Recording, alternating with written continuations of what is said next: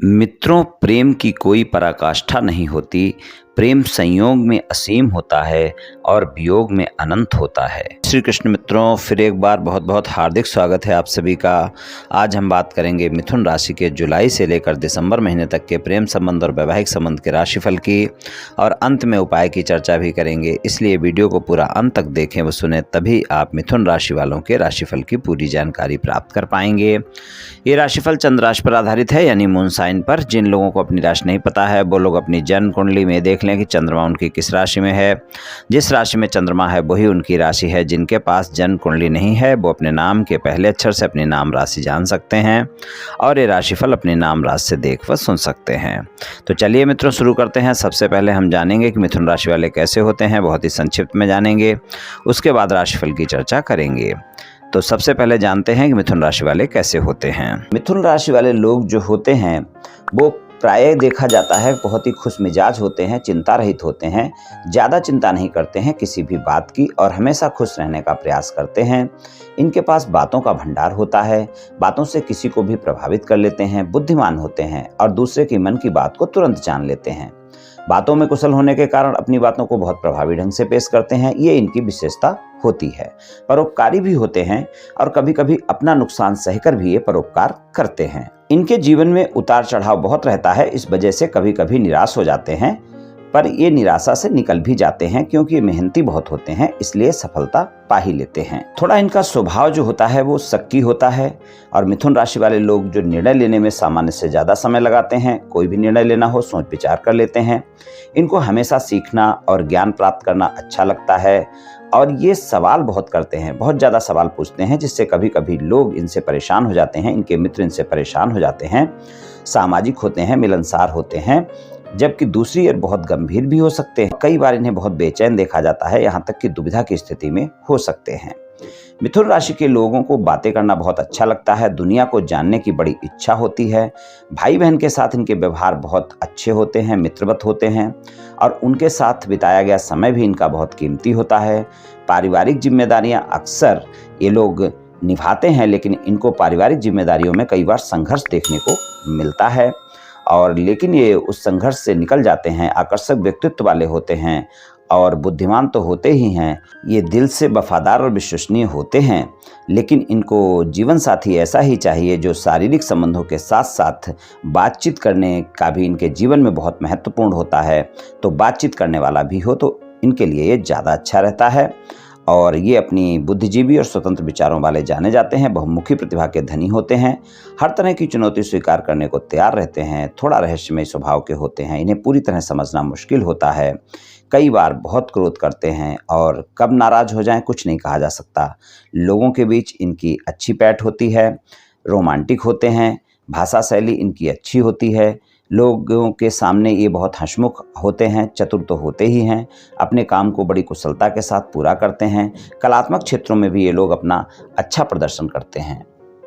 मीठा बोलने वाले होते हैं, शारीरिक और मानसिक तौर पर काफ़ी मजबूत होते हैं, हमेशा कुछ नया करने की इच्छा होती है, किसी एक जगह स्थिर नहीं रह पाते हैं, बहुत जल्दी जल्दी अपने कामों से भी ऊब जाते हैं, और इनका मन लगातार बदलता रहता है।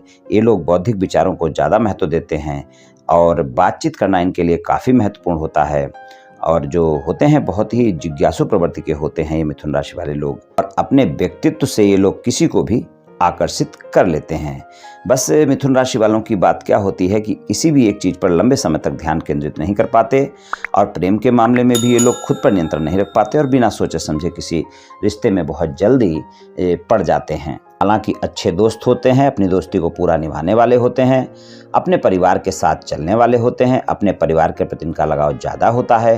ये लोग परिवार के लिए अच्छे होते हैं, हर रिश्ते को ठीक ढंग से निभाते हैं, हर माहौल में रह सकते हैं। ये लोग अपने को हर वातावरण के योग्य बना लेते हैं। इनकी अगर परिवार में कभी कोई बात को लेकर बातचीत हो जाए तो बहुत जल्दी ही उसे माफ़ कर देते हैं, और दिल से माफ़ कर देते हैं। लड़ाई झगड़ों के मामले में अपने घर परिवार के मामलों को लंबा नहीं खींचते, क्योंकि ये बहुत ही बुद्धिमान होते हैं, अपने परिवार को बहुत प्रेम करते हैं, और प्रेम के मामले में अपने जीवन साथी के प्रति हमेशा उसकी अच्छी देखरेख करते हैं। प्रेम ज़्यादा जता नहीं पाते, यानी दिखावा नहीं कर पाते हैं, लेकिन ये अच्छे जीवन साथी होते हैं।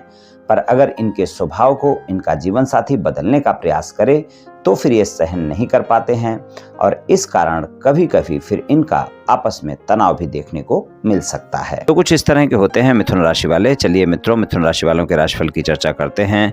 तो सबसे पहले आपके प्रेम संबंधों की बात करेंगे। जुलाई से लेकर दिसंबर तक के समय में आपको प्रेम संबंधों में क्या परिणाम मिलेंगे। आपके राशि स्वामी बुध हैं और बुध का गोचर 8 जुलाई से कर्क राशि में यानी दूसरे भाव में आपके शुरू होगा और वो धनु राशि तक अपना गोचर करेंगे, यानी सप्तम भाव तक उनका गोचर रहेगा।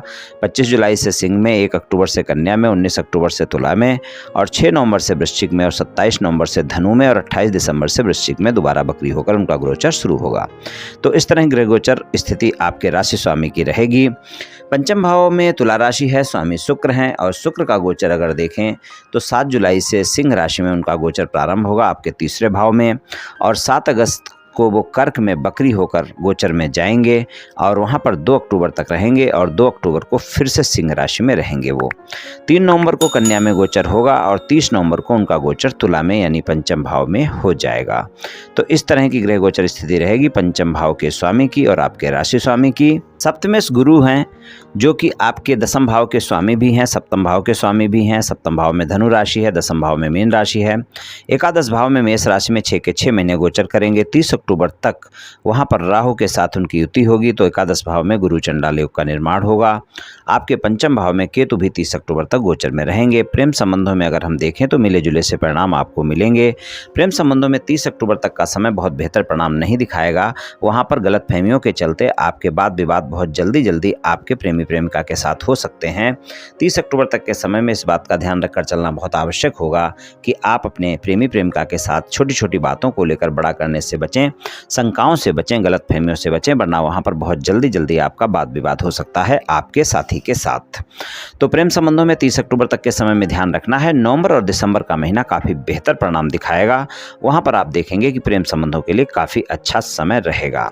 अगर आप सिंगल हैं, किसी साथी की तलाश में हैं, किसी से मित्रता करना चाहते हैं या फिर मित्रवत संबंधों को प्रेम संबंधों में बदलना चाहते हैं, मुलाकात करना चाहते हैं, डेट पर जाना चाहते हैं, तो वहां पर आपके लिए एक समय तो ये रहेगा कि 17 अगस्त से 17 सितंबर तक का समय काफी अच्छा परिणाम दिखाएगा और नवंबर और दिसंबर का समय भी आपके लिए बेहतर रहेगा। तो यहाँ पर यह समय ऐसा रहेगा जब आप अपने साथी को प्रस्ताव दे सकते हैं और आपका प्रस्ताव स्वीकार किया जा सकता है। आपके जीवन में साथी की तलाश पूरी हो सकती है अगर आप साथी की तलाश कर रहे हैं तो यहाँ पर कुछ इस तरह के परिणाम सिंगल लोगों को मिलेंगे। और जिन लोगों के अपने प्रेमी प्रेमिका के साथ कोई वाद विवाद चल रहे हैं, पहले से संबंध है लेकिन कोई न कोई वाद विवाद इस समय पर चल रहा है और आप वाद विवाद समाप्त करना चाहते हैं तो वो भी प्रयास कर सकते हैं, उनका वाद विवाद भी समाप्त हो सकता है। वहाँ पर भी अगर हम देखें तो अगस्त और सितंबर का महीना काफ़ी बेहतर परिणाम दिखाएगा और वहाँ पर अगस्त सितंबर के महीने में अगर आप प्रयास करते हैं, अगस्त सितंबर और नवंबर और दिसंबर ये 4 महीने रहेंगे जहाँ पर आप अपने नो कॉन्ट्रैक्ट सिचुएशन आराम से समाप्त कर सकते हैं। आपका साथी मान सकता है।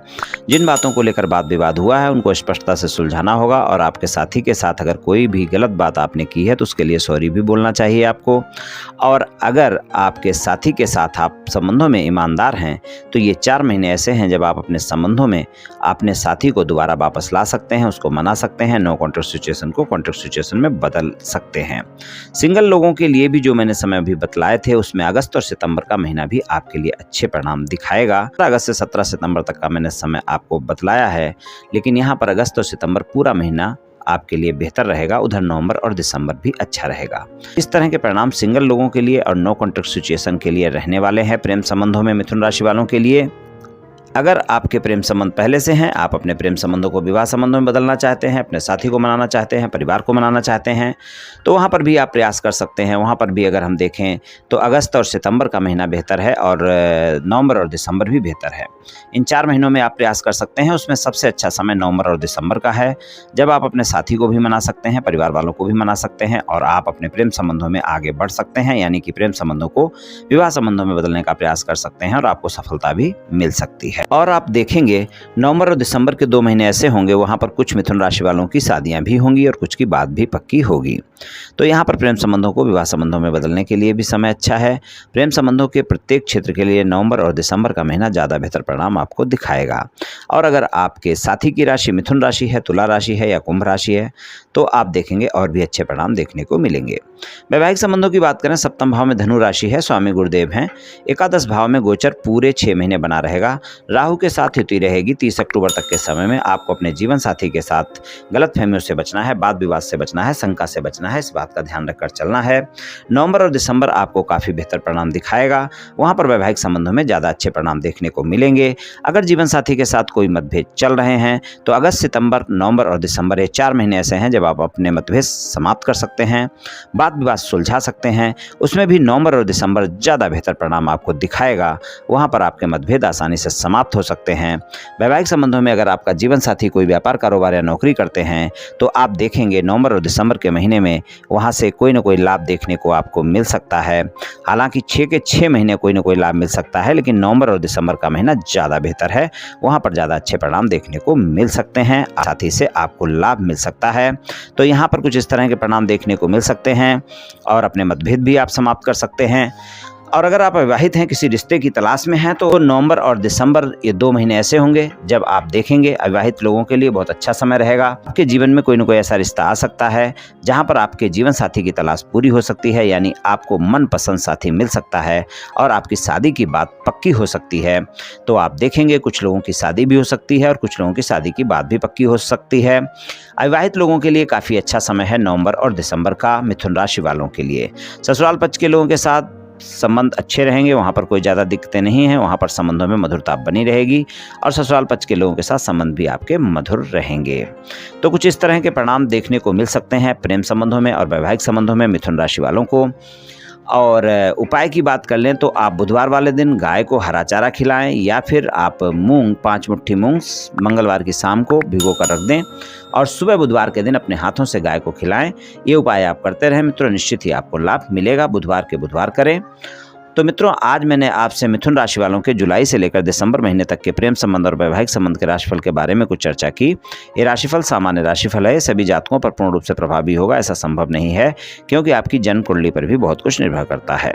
आप सभी स्वस्थ रहें, आयुष्मान रहें, धनवान रहें, ऐसी मेरी श्री कृष्ण भगवान से प्रार्थना है। जय श्री कृष्ण।